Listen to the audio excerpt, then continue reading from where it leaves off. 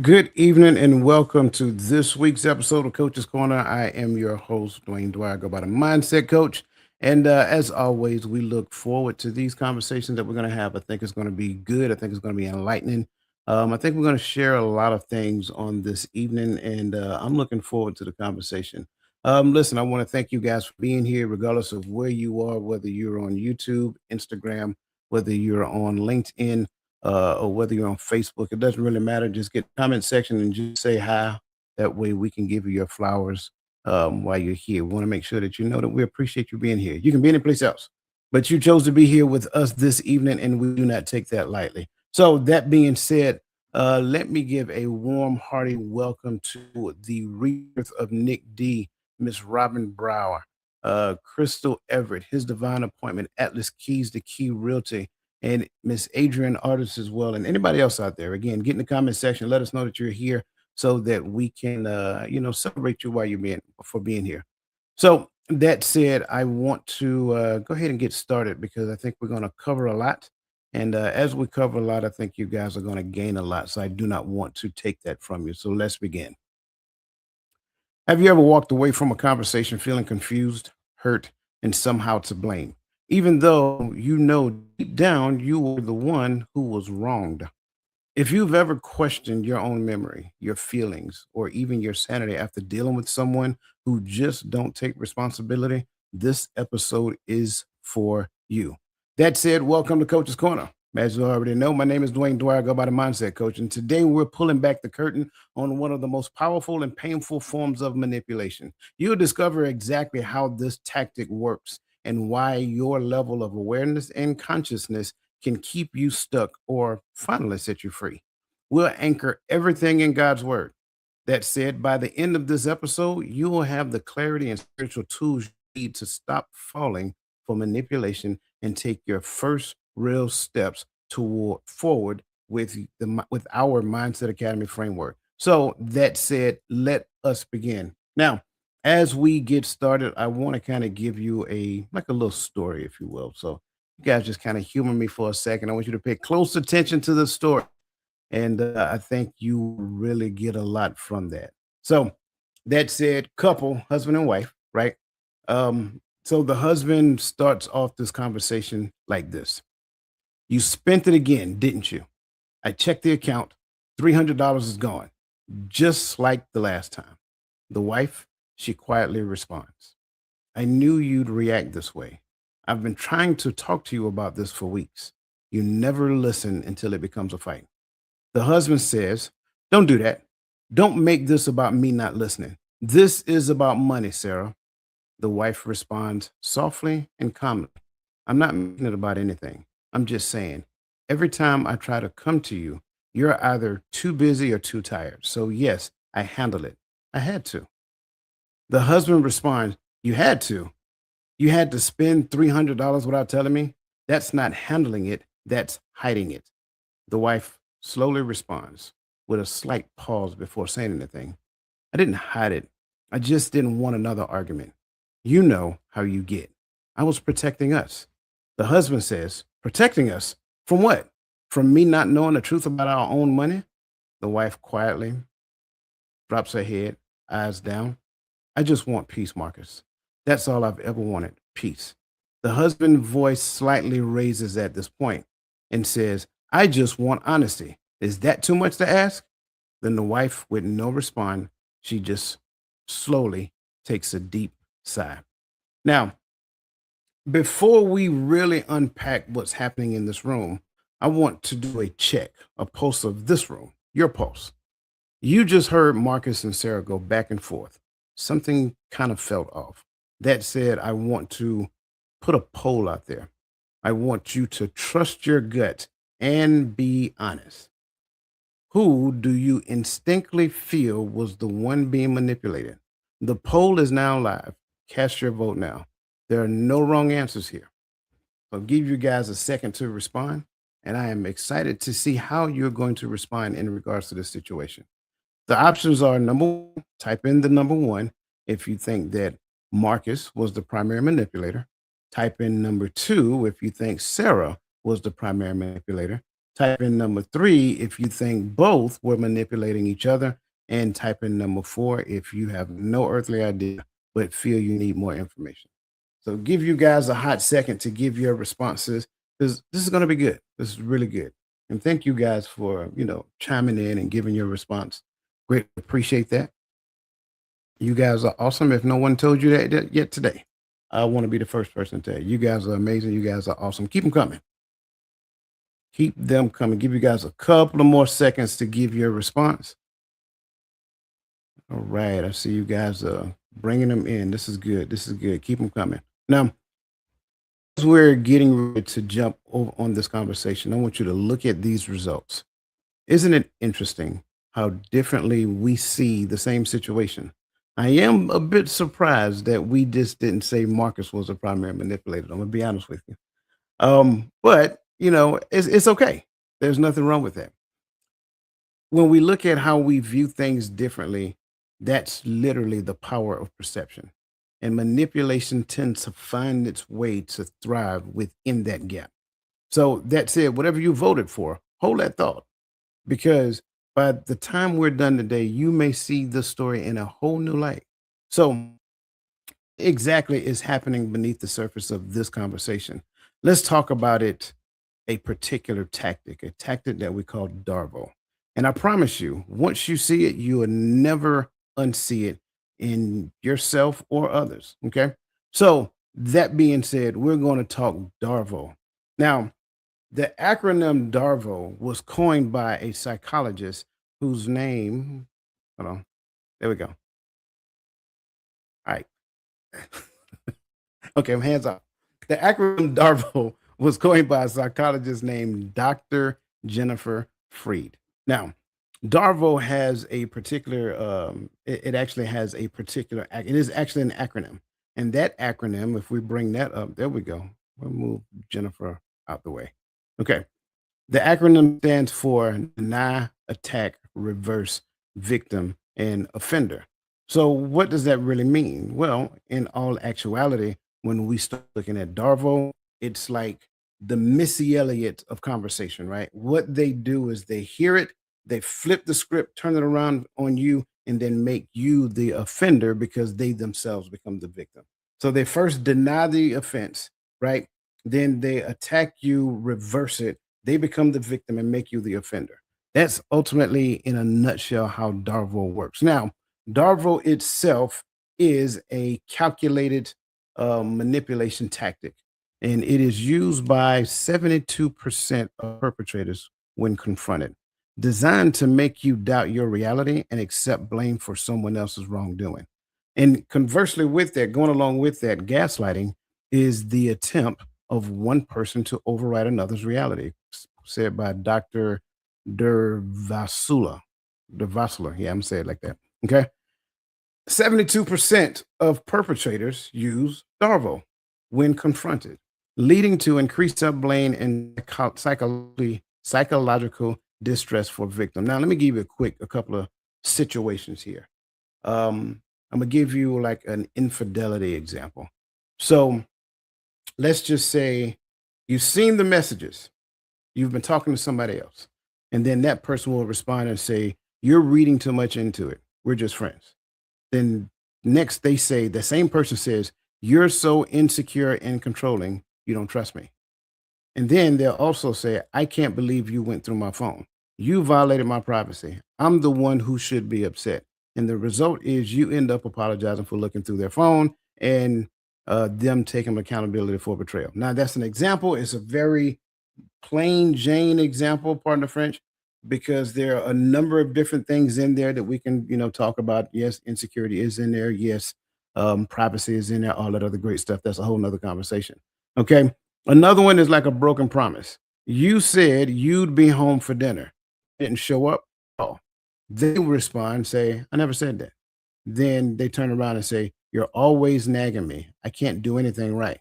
And then the third response they have is that you make me feel like a failure. I'm doing my best and it's never enough. And you end up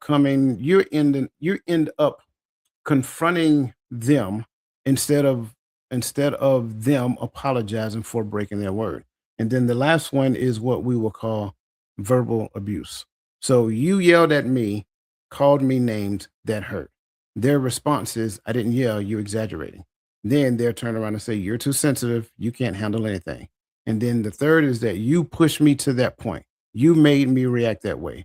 And the result is that you end up taking responsibility for their abusive behavior. Now, again, these are very simplistic examples used just to kind of get you in the mindset of thinking how DARVO'd actually works. Now, if you've ever experienced that, if you've ever participated in something of that magnitude, been a victim of that, I want you to put in the comment section, I have, I am, whatever the case may be, right? Again, I know I'm asking a lot by you doing that, and I thank you in advance if you are bold enough to take that step. So if you've been in a situation like that, if you have experienced DARVO, by all means say, I have, I am. And again, thank you for sharing that. So yeah.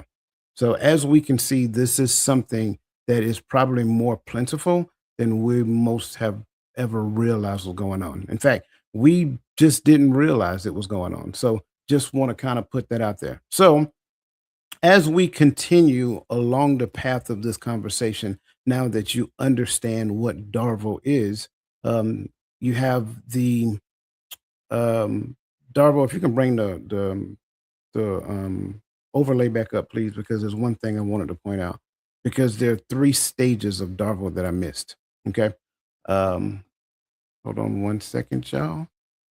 Three stages of Darvo that I missed. Okay, the first stage is deny, attack, and reverse. Okay. Stage two is victim, and stage three becomes offender. That's ultimately how it works. So, this one right here, as you heard in the examples, it tends to happen back to back to back. This is where traction is gained. This is where reverse is actually seen to where they know they can now become the victim. And now you at that point accept the fact of being the offender in that situation. So that is how the three stages work together.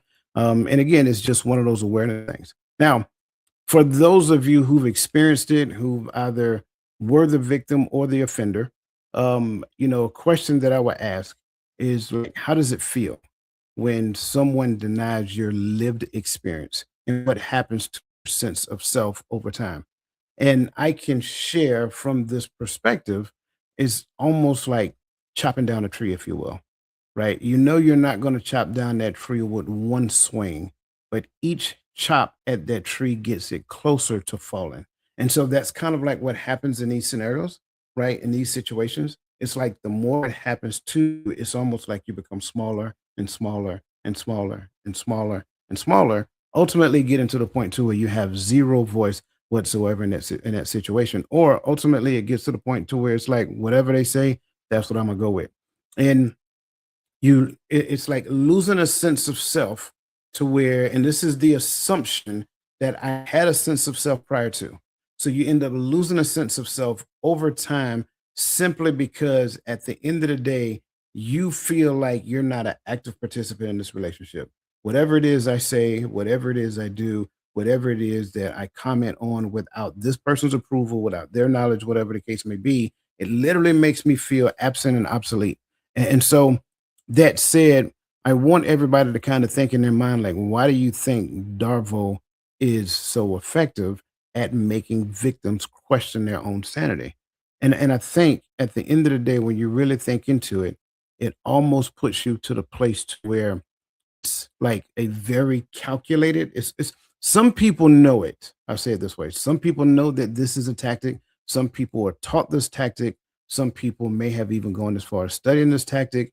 But at the end of the day, whether it's learned actively or passively, regardless of the way, regardless of it, it is a well calculated practice. Now, keep in mind, manipulation is all about gaining control or having power over an individual. So at the end of the day, when it comes down to it, certain people may feel as though they're powerless when I don't know, let's go back to the whole infidelity thing. When the phone is discovered and conversation going back and forth between two different people, one person who they should not have been talking to, whatever the case may be. And it's like at that point they feel powerless because they were caught. It's almost like go and commit a crime and you got caught red-handed. So it's like you really can't lean on your morals at that point. The only thing that's left is to make it to be either an innocent act or make it to be that person's fault because they had no business going through their stuff. Even though that part might be true, but at this point, that's not the opportunity for you to have that conversation. So it's a well thought out tactical move against a person. Like really, you're not supposed to be doing that against somebody that you're in a relationship with. It's like you do those against adversaries, and your spouse, your mate, should not be your adversary. So I want everybody to kind of take that in mind and digest it.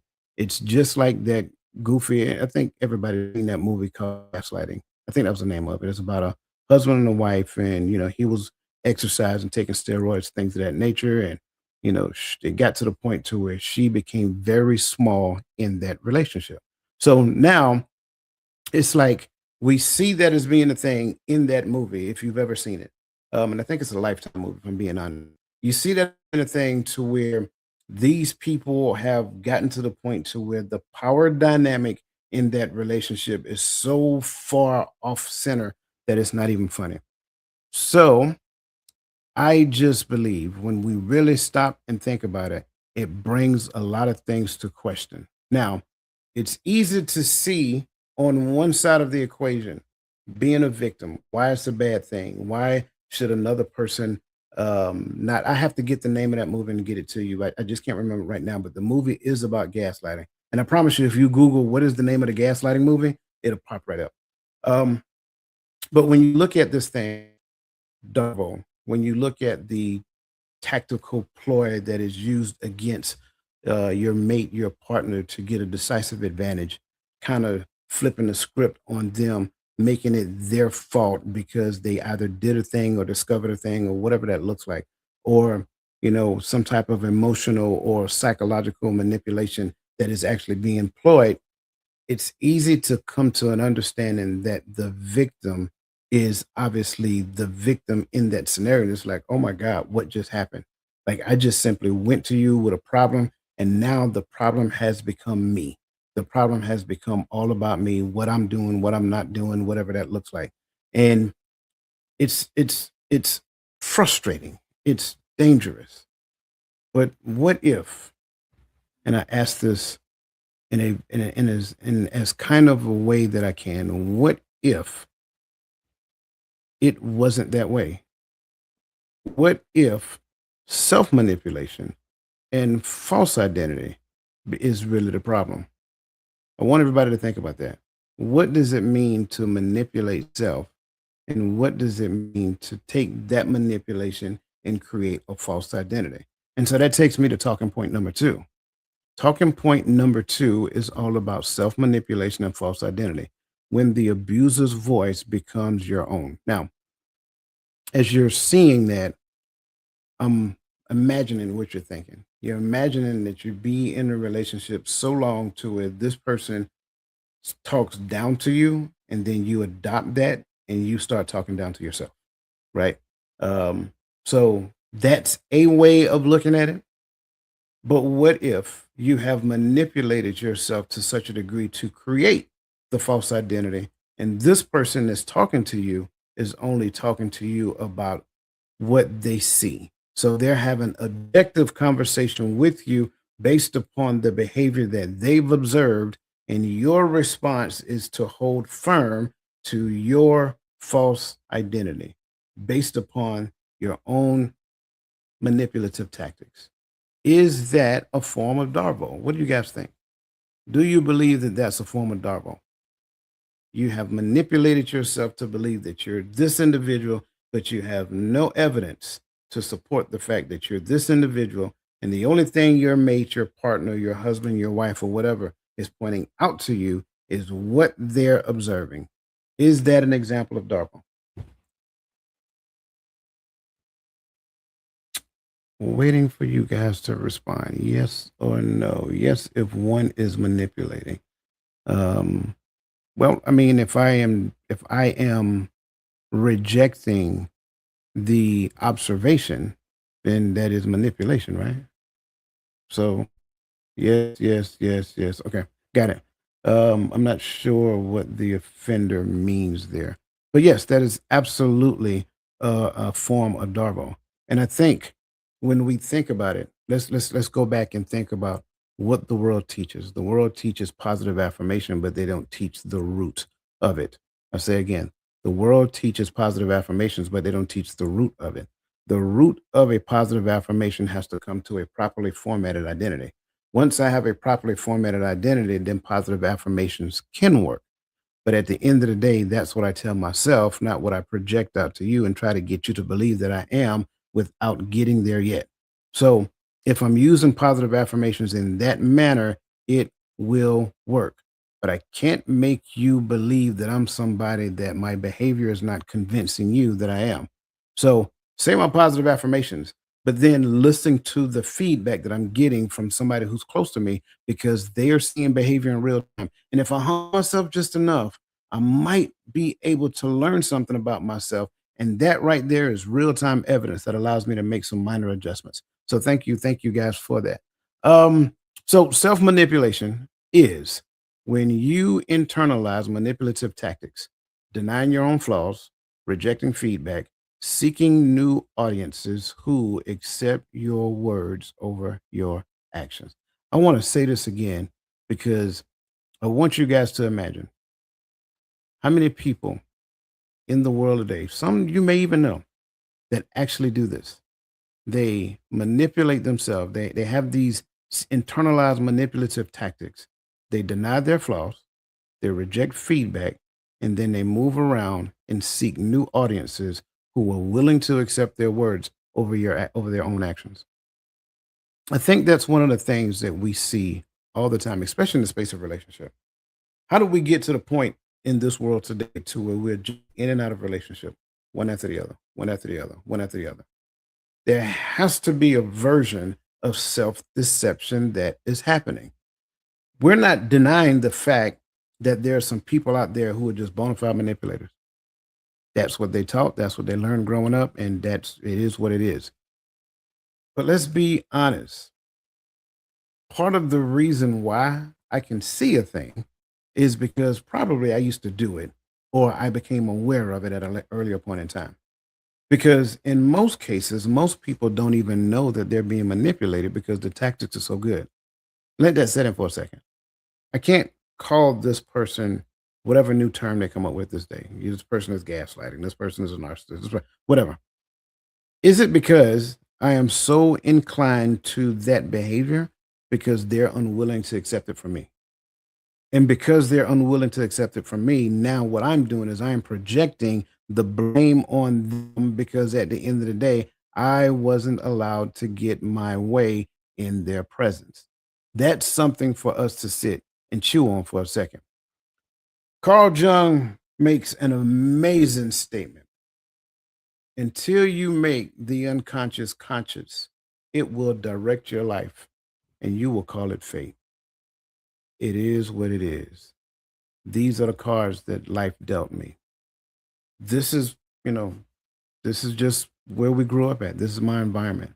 No, all of those are like words that we're using to make it okay because we're rejecting the thing that we have put into practice. We're rejecting the thing that our behavior is telling us about us. So, again, if you have never heard this phrase, I would write this one down. Until you make the unconscious conscious, it will direct your life and you will call it fate. So it doesn't really matter what you think you're doing. You can go listen to 150 podcasts a day. You can watch reality TV. You can go look at Oprah. You can look at Sherry. You can look at The View. You can look at all of them. But until you do this right here within yourself, those are just good conversations. They don't mean you any good. Not that the hosts don't mean you any good, but it's the fact that you're still rejecting the thing that's in you simply because you are rejecting the information about you. So until you make the unconscious conscious, it will direct your life and you will call it fate. 44% of people in self deception studies persist in false beliefs, even after being confronted with evidence. Imagine that. Let's just use this as a sample. What if about 45% of the people that you've ever encountered in your life rejected what they heard about themselves. That's about half of the people that you know reject information that they hear about themselves. So even with the stories that come to you about what's going on in their own personal life, this person wronged me, this person did this, they won't let me get this promotion, they're holding me back because of my ethnicity, they're holding me back because of my gender, all of these different things. You can ideally and honestly probably only really believe half of it because in all honesty, I really just and this is just based upon what I've seen and witnessed, not just in personal life, but in coaching practices. I've seen this happen in real time. And the issue is people like me, people like me, they don't like it when you hold the ground based upon the information. And when you hold the ground based upon the information, not what they feel, not what they think about themselves, but the information, the facts that have presented itself in real time. If you hold the ground and not move off that square, they don't like it. And I get it. And two things happen at that point. Two things generally go through a person's mind in that moment, and it is an automatic response. It is wired in your DNA. Whenever you hold that space for that person to own it, to accept responsibility for their own behavior in real time, they're faced with a thing until they come out of their primitive mindset. They're either going to fight or they're going to take flight. One of the two things. So now, when we really stop and think about it, when stuff like that happens in relationships, like I said on Friday night, situationships, whatever type of ship you're on, doesn't it make sense why so many relationships come up, go down, come up, go down, come up, go down? Because they're stuck in their primitive mind. They don't own the reality of their own behavior, and so they choose flight, or they choose fight, and it don't work out well for them. So just kind of let that set in. And as we're talking about this, I want you to ask yourself, how can you tell when you're darvoing yourself? Yeah, I made that up. You're darvoing yourself or denying feedback to protect your false identity. Kind of put that in the comment section. How can I tell when I'm doing it to myself or denying feedback to protect my false identity? Because I think if we can be completely transparent and honest with ourselves, if I know my own little ticks, my own little quirks, my own little automatic responses, right? I give you a great response. And I'm going to talk to myself, y'all. So don't judge me. Dwayne, do you know that every time I come around you, you always go to the bathroom? I don't do that. That's kind of like what we're talking about. Whatever that automatic response is, it's rehearsed, it's practice. It is you denying without even considering what someone is actually saying. So, how can you tell when you're darvoing yourself or denying feedback to protect your own false identity? I'm giving simple, very simple examples today. Don't take that for face value. Always and never is a great response. Anytime people use always and never in a sentence, it is automatically wrong. You guys know that, right? Anytime I use state absolute statements, it is automatically wrong. Always, you always do this. You never do this. You always try to find the worst thing. You never buy me flowers for my birthday, stuff like that. So yeah, that's a great one. That's a great one. I'll give you guys a couple more seconds. How can you tell when you're darvoing yourself or denying feedback to protect your false identity? Yes, wrong as two. Absolutely. Wrong is 2 left feet. And if 2 left feet is bad if they're attached to, 2 different people, just saying. Um, your first instinct is to automatically refute the feedback. Yeah, absolutely. If your first instinct is to refute the feedback, put up a wall of defensiveness to protect your own posture, to protect your own ideology of yourself, that is a great example that you are darboing yourself. So thank you guys for sharing it. You guys are awesome. Um, Next question.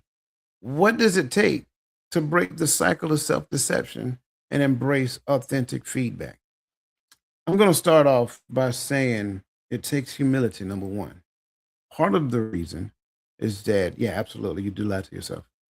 Part of the reason that I can't take feedback from somebody else is because I think too highly of myself. That's for starters. So the first thing I need to do is humble myself and realize that number one, I don't know everything there is to know, and I don't know everything there is to know about myself. That's the first thing that we need to grasp. I don't know everything there is to know, and I don't know everything there is to know about myself. So feedback is necessary. I need feedback, right? Now, I don't necessarily recommend taking feedback from everybody. I'm just being honest.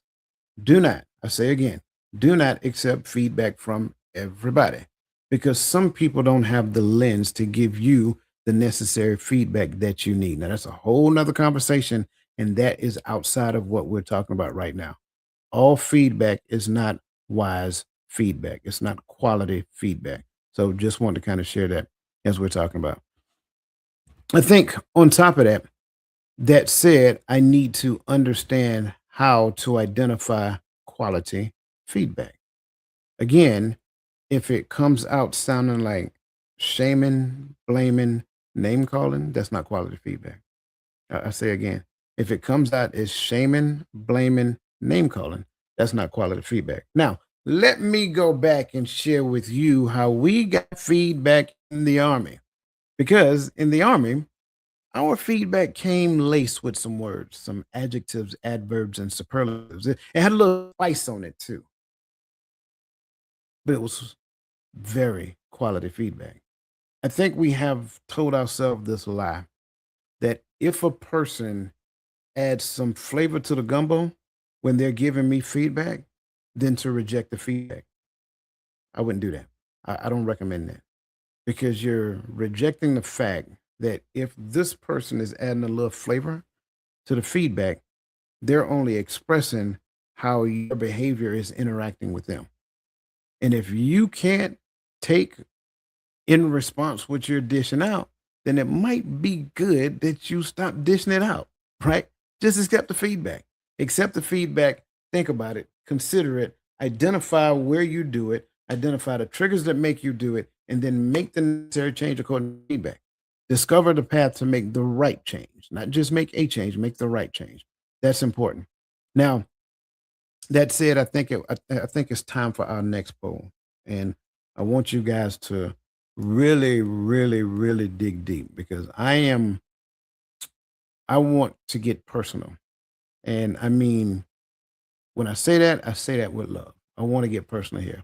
We talked about how DARVO'd works when someone else is doing it. Carl Jung said, "Until you make the unconscious conscious, it will direct your life, and you will call it fate." So right now, I want you to be honest with yourself, not with me, with you. Which one of these voices do you fight the most? The poll is live. Again, which one of these inner voices do you fight the most? Be brave enough to tell yourself the truth. Okay. The first one, number one, is by denying my own memory or the truth. Two parts of it. Either you deny your own memory or you deny the truth. Number two, attack my character. My inner critic is attacking my character. Okay. Number three, I'm accepting blame for a thing that's not my fault. And number four, I minimize my pain by saying it'll be all right. It'll be better, so forth and so on. Okay. So again, be brave enough to give us an answer. Number one, deny my own memory or the truth. Attacking my character, my inner critic. Number three, accepting blame when it's not my fault. And number four, minimizing my pain because I believe it will get better. You guys a few more seconds to respond.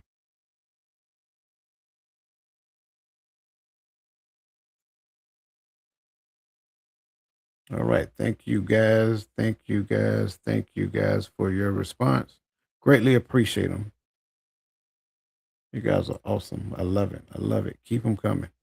Again, if you have not hit that like button, go ahead and hit that like button. If you have not shared this with somebody who you think will find this beneficial, um, yeah, go ahead and share this. Also, again, while we're doing the poll, remember this is the community support program QR code up there. Anything that you give to this community, we greatly appreciate that. Everything that is given back to this community in a form one way or the other. So thank you guys And yeah, thank you, Crystal Everett. As always, greatly appreciate your support. Okay. Now, as you guys answered, I think you guys have all answered again. Thank you for doing so. I want you to understand something because when we look at these, it's like I can look at this and I think one of them is, how can I say it?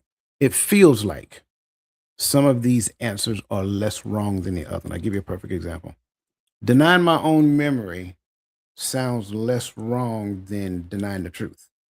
Attacking my character by the voice of my inner critic sounds less wrong than attacking somebody else's character. Accepting blame when it's not my fault sounds less wrong than blaming somebody else for something that's not their fault. Number four, minimizing my pain, it'll be better, sounds less wrong than me inflicting pain on somebody else. But here's the resounding truth. Every single one of those answers is rooted in the same lie that you are less than what God says you are.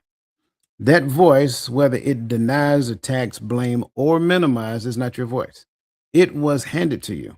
And today we're giving it back because Romans 12 and 2, which again is my favorite scripture, says that we are to be transformed by the renewing of our mind, not defeated by recycling of someone else's wound. That someone else could be mama, could be daddy, it could be grandma, it could be granddaddy, it could be auntie who I spent more time with. It doesn't really matter, right? It was gifted to you and you took it as though it was a Christmas present. Okay. So the question becomes, how do we break free from that loop? That's consciousness, I believe, comes in.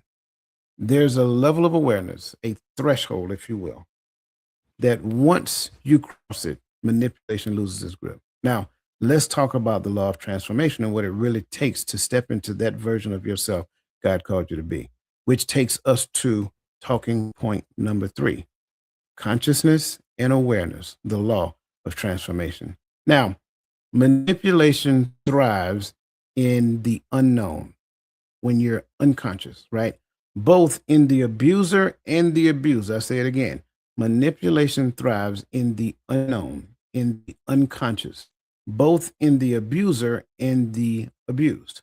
That said, over 85% of the global population operates below the level of courage. Now, if you're not familiar with what we're talking about, a couple of weeks ago, a while back now, I showed you guys a chart. And on that chart by Dr. Hawthorne, he showed these different um, these different virtues, and these virtues had a number assigned to it. So below the virtue of courage is where we are less of who we are created to be.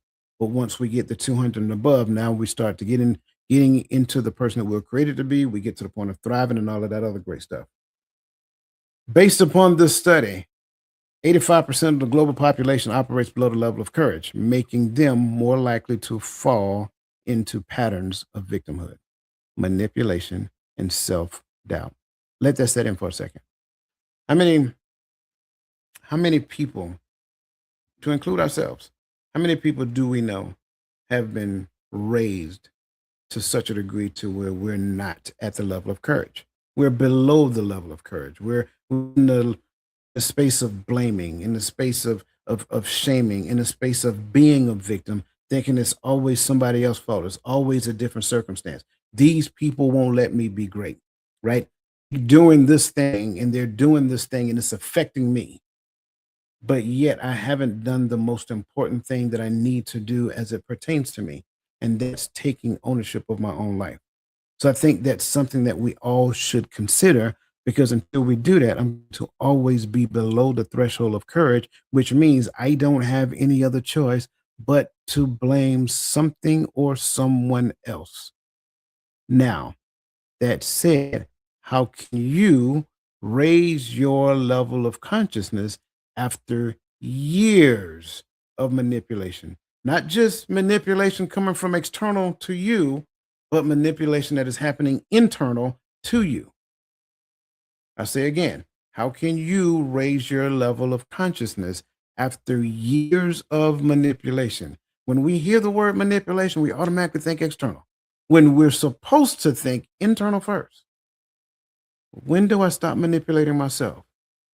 When do I stop deceiving myself, making myself believe that where I am right now in my life is the best that I can do? Coming up with every excuse under the sun about why I can see the promised land and I've been invited into the promised land, but I believe that if I take one step towards the promised land, something's going to happen. Something's going to happen that's external to me. Somebody's going to attack me. Somebody's going to look at me and say, I don't belong here. Somebody's going to look at me and ask me, well, who invited you? So forth and so on. How can you raise your level of consciousness after years of manipulation? Well, for me, I would have to say it has to start with a voice that is external to yours. If I can't hear a voice that is external to mine, then the only voice that I'm hearing is the one that keeps recycling in my head. I'm not talking about podcasts. I'm not talking about, TV shows, and I'm not talking about radio shows, talk hosts, and things. I'm not talking about them because they are not your accountability partners. You would never have to see them again after listening to what you just said. I do like that. I do like that thought. Throw yourself on the altar. I do. But here's the deal. I won't even stay on the altar because at the end of the day, I think that God is doing something to me as opposed to doing something through me. See, it has to be a change in the way that I think because everything now is against me. And you've heard it. Y'all have heard it. The devil's been busy today. He been after me all day. Really? I beg to differ. You've been after you all day. That's generally the first thing that goes to my mind when I hear people say that. I may not say it out loud to them because I understand what they're saying, but that's literally the first thing that comes to my mind. So listening to your own voice is not going to be the thing to get you outside of it. In fact, you're going to have a way, a means to break the cycle, to break the loop of the words that you're saying to yourself. Because once that happens, then it's going to be like, oh, and some of you are familiar with this already. You have these automatic responses built in. And your automatic response may be, I always, I never, I can't, stuff like that. And it has to be somebody there that cares enough about you to say you can't. Oh, no, I didn't mean can't. I'm working on, okay. So somebody has, because again, you have to realize that at this level, at this stage, you're still working off of unconscious habits. And those unconscious habits just keep doing this right here. There is the problem. There is the problem. See, you're still not getting it. You are the toxic influence. That's the point that I'm trying to get everybody to understand. It's not external. It's me. Okay, let me ask it like this. What if I come across a manipulator? That's all they do is manipulate. In fact, they're known to be a manipulator, but they've never gotten to the point of manipulating me. Why is it that this person could not manipulate me? Because once you break that threshold, you become unmanipulatable. And not only that, if you were the manipulator, now you stop manipulating. That's the point that I'm getting at. So we can't get to the point of hearing the word manipulating and always defaulting back to someone else. It can't begin with someone else. There has to be a version of me that recognize that this relationship that I'm in and this person is a manipulator. Something attracted me to that person. I say again, something attracted me to that person. So I can't blame that person for me being attracted to them. I have to look in the mirror and own every version of me that is either a manipulator or a manipulator magnet. That's the key. I can't always point it out. I can't say that these people are doing this, these people are doing that, and these people are doing this. Because every time I do that, I am rejecting the possibilities that I should have been preparing myself so when that time comes, it doesn't affect me. And I'm talking large scale at this point. You guys can read between the lines. You know what I'm talking about. I'm talking large scale decision makers to where at the end of the day, they don't even talk to me about the decisions that they make. But yet we spend a ginormous amount of time talking about them as though anything is going to change based upon the conversation we're talking about. Why? That's the key. So we have to get to that point of recognizing that if I want manipulation to stop, it starts within first. Whether I am the manipulator or I am in a manipulative cycle. And trust me when I tell you, a lot of us are in a self manipulation cycle to where we can't get out of our own way. Therefore, everything that we do, we can almost script out the story because we're going to recreate the same environment. Wherever we go, you can move from this state to this state. And like my grandmother used to say, just give time. You'll see the same thing again. That's the thing. So now there has to be a new belief that I have to embody, a new belief that I have to embrace, a new belief that I lean into and make that my new reality. I love what you're saying there. Atlas said keys to keys, realty.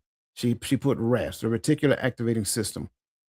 That is a huge factor in this, right? But it has to be something that goes below that to actually ignite it, right? So has to be a belief.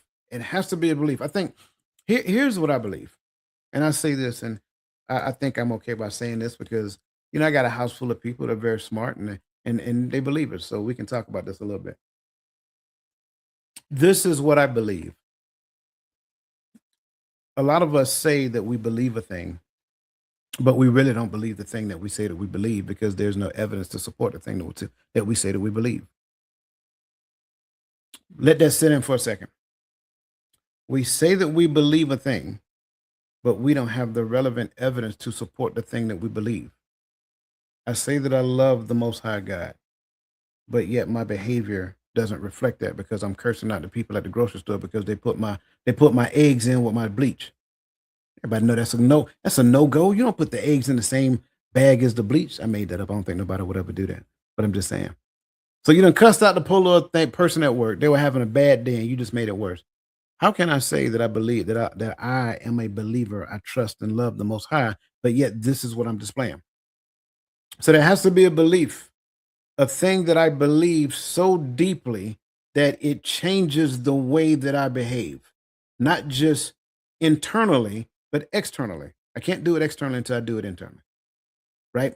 It changes the way I actually think, the way I speak, the way I talk, the way I walk. So now the question that I have for you is what new beliefs about yourself and your worth do you need to break free? Stop before you answer that.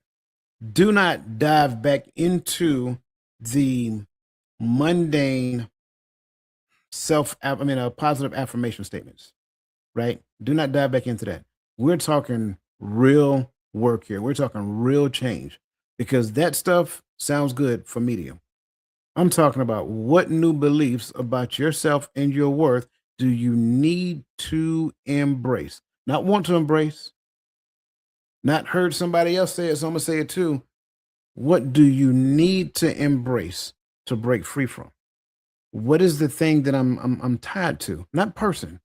See, again, this is where we always try to make it about a person. I need to get out this relationship with this guy because he's toxic. No, you toxic.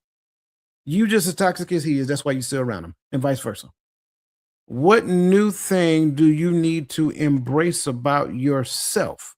Not about that person, about yourself. See, we haven't even gotten to the boundaries yet. Because I know that's the first thing that we want. I need to embrace, creating boundaries. Not yet. You ain't ready to create boundaries yet. You're going to create the wrong type of boundaries. And you're going to turn around and use boundaries as a weapon. Why? Because you're still manipulating. That's why. What new beliefs do I need to believe about myself and my worth, right? In order to break free from this self-manipulation thing, this manipulating other people as well. Because trust me, if I manipulate myself, I guarantee I manipulate other people. It's inevitable. Why? Because it's happening inside first. Therefore, it must happen outside. So now, what new beliefs Do I really go to the word and look at what he says about me and then embrace that, embody that? But how do I do that when I don't have any relevant evidence in my own environment, my upbringing, my parents, my cousins, my siblings? None of them have shown me, or we haven't, that wasn't how we were raised. How can I believe that I can do all of these things that the Bible said I can do? So you have to sit down and be honest with yourself, look in the mirror and say, what new beliefs about myself and my worth do I need to embrace to break free? Because once you can do that, then we can jump to talking point number 4, which is all about the biblical framework of truth, discernment, and spiritual warfare. Make no mistake about it. That's what we're talking about. We've been talking about that since we started this conversation. Scripture provides both the diagnosis and the cure for manipulation. Truth, discernment, and spiritual boundaries are your weapons in spiritual warfare. See, we've been getting it confused because we keep listening to the world system. The world system say, "Hey, I gotta, create some boundaries." But what do I create my boundaries based upon? You create your boundaries based upon what you want and what you're thinking. It's a deal breaker for a person to tell me a lie. Is it a deal breaker for you to lie? I'm just asking simple questions. It's a deal breaker for this person to, spend X amount of money. Is it a deal breaker for you to spend X amount? These are things that we got to be honest with ourselves about, right? So when we go back and look at it, we got to recognize these things. Isaiah 5:20 tells me something that's very interesting. It says, woe to those who call evil good and good evil, who put darkness for light and light for darkness. Do you know how long we've been doing this? I'm gonna ask again. Do you realize how long we've been doing this? We will call a thing evil good. Pay attention. It's all around. In fact, we celebrate. We got a month for some of that stuff, right? We'll call a thing that is evil good, and we'll call what is good evil.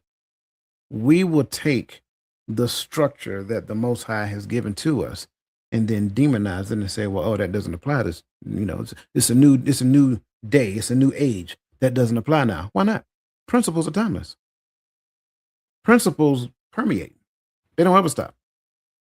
The law is the law is the law. And I'm not talking man-made law. So when we understand these things, it changes. Faith-based interventions reduce the risk of returning to abusive relationships by up to 40%. Look at it like this. Let's just say, hypothetically speaking, right? We're going to go back to the common way of thinking about manipulation. Let's just say this person was in a relationship and the other person was manipulating them. Okay. Then they decided, like, no more. I'm not doing this anymore. So they say, hey, I need some help. Need to sit down with thank you, Lisa. I need to sit down with my counselor, my coach, whatever the case may be, and I need to work my way beyond that. Now, I will tell you guys a story about counselor versus coaches here in a second, but I'm not going to do it right now. And they sat down, they worked their way out of it and plot a new beginning. Counselor won't do that. I'll say again, plot a new beginning, a way forward. Well, that said, that person is 40% less likely to be attracted to an individual that uses those manipulative tactics that this individual showed them in the past. This is an important thing for us to understand. 40%. Any time that you can up the percentage of success, up the percentage of success. It doesn't make sense when we get certain, and I'll call it what it is. We get information about where success lies statistically, and we'll say, thank you for that. I'm gonna stay over here. That doesn't pass a common sense test to me. So that said, the question that you have to ask yourself and be honest with yourself as it pertains to the answer, does your faith help you discern truth from manipulation? And if so, how? This is a very interesting question. This goes back to what I was just saying. If I'm If I don't have the relevant behavior to support the thing that I say I believe, then how on God's green earth can I be honest with myself about what I say I believe? The Bible says that now faith is the substance of things hoped for, the evidence of things not seen. The evidence that I do see in the here and now is the behavior that I display for the thing that I call myself hoping for. So if my actions today aren't pointed at a future outcome, I don't believe in that future outcome. I don't care what you or anybody else says. If the behavior doesn't support it, it doesn't exist. Give a perfect example. Simple. I want to be a doctor. If I want to be a doctor, a medical doctor, then I need to go to medical school. I'm not going to medical school.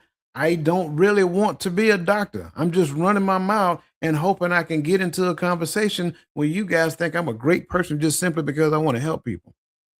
That's what we do all the time. My faith must be lined up with the hope. And everything along that line, as it pertains to the thing that I hope for, is truth. Anything outside of it is lying deception. So then I reject all of this on the outside for the thing that I'm hoping for because my faith has me fixed if I'm locked in. If not, then I'm distracted. But I'm not distracted by the things on the outside. I'm distracted because of the thing on the inside. How did it get my attention? Because I don't really believe in the thing that I say I wanted. I'm just talking about it. What does spiritual warfare look like in the context of emotional abuse? This is what I want y'all to sit with. I don't want you to answer it right now. I want you to sit with this one because this one is key. And I'm going to give you a little nugget as you think about it. Remember, we aren't at war against flesh and blood. I'm going to start with that one. Well, if emotional abuse is a manipulative tactic, then why am I trying to blame the flesh and blood for manipulating me when there's something inside of me? Come on now. Yeah, come on. Yeah. I want y'all to really sit with this one.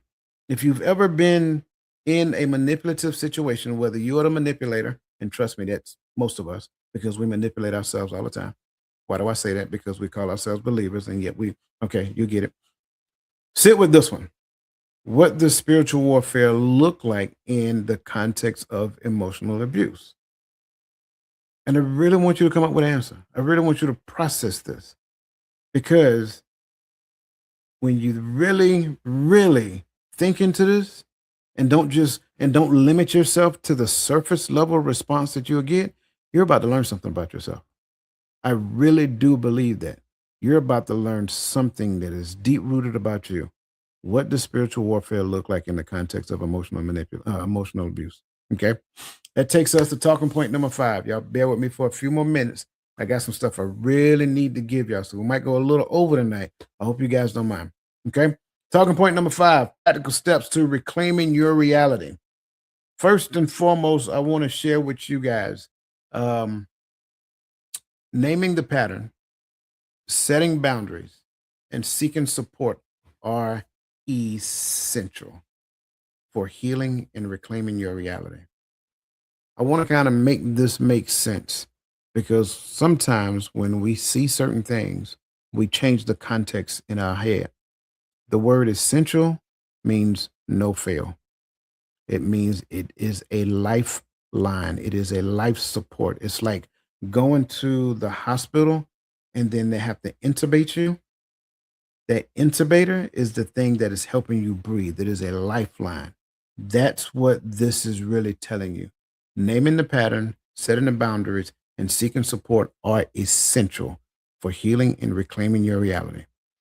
Eleanor Roosevelt said this: no one can make you feel inferior without your consent. Sounds familiar, don't it? They weren't manipulating you. You gave them permission to manipulate you. You actually gave them the key to manipulating you. You actually told them, believe it or not, how to do so. Yeah, I meant that. You actually told them how to manipulate you. Because in some cases, and I hate to say this out loud, but somebody needs to say it. In some cases, you find, I don't want to say comfort, but you're accustomed to it. It's like, it's like someone saying, if my girl don't act jealous, she don't really care about me. No, that's a lie. That's not a true statement. You cannot, you should not open yourself up and be a manipulated person a manipulative person to such a degree that you manipulate yourself and then you teach people how to manipulate others and then blame them for manipulating you, because that's really what happens a lot of times when it comes down to Darvo. Okay. Victims who document incidents and seek outside support are twice as likely to escape ongoing manipulating. Now, hold on. Now, wait a minute. We done heard 50% on this one and 40% on the previous. Victims who document incidents and seek outside support are twice as likely to escape ongoing manipulation. So now, when we start talking this question coming up, it looks different.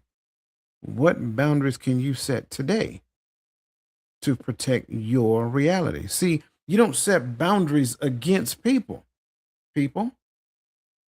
And I don't know why we believe that I set boundaries to keep people out. No, I set boundaries to protect what's in. I put a fence around my house, not to keep people out of it, but to protect what's in it. Somebody said, oh, that's just a play on word. It's the same thing. If that's how you want to see it. The fence is the boundary is always to protect what's inside it.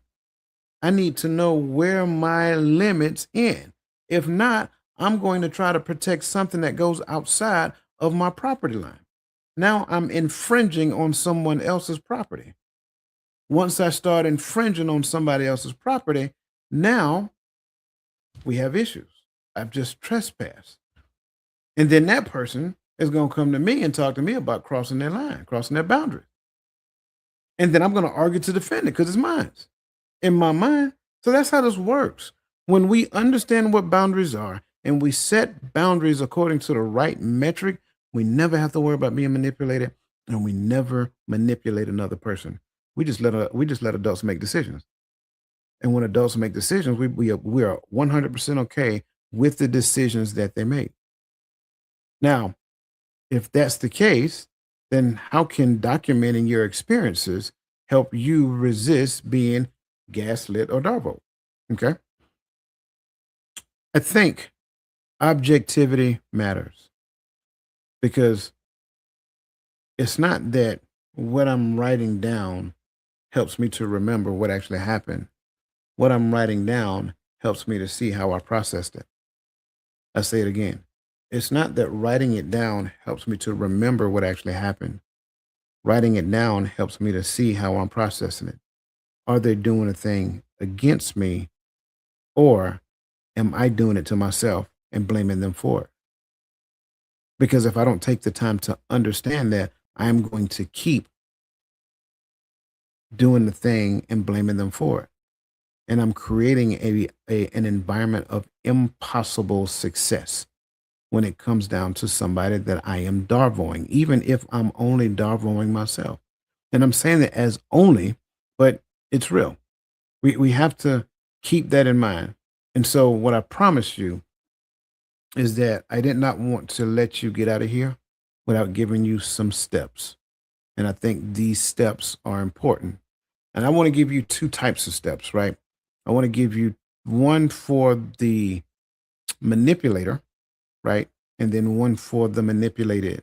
So first and foremost, let's talk about for the individuals who are exhibiting manipulative or self-deceptive patterns. Thank you, Crystal. Listen, do not forget to scan that QR code if you are finding value in this discussion. So Pay attention. These are the steps. Um, yeah, these are the steps for those people who are exhibiting manipulative or self deceptive pattern. Step one is to cultivate self awareness.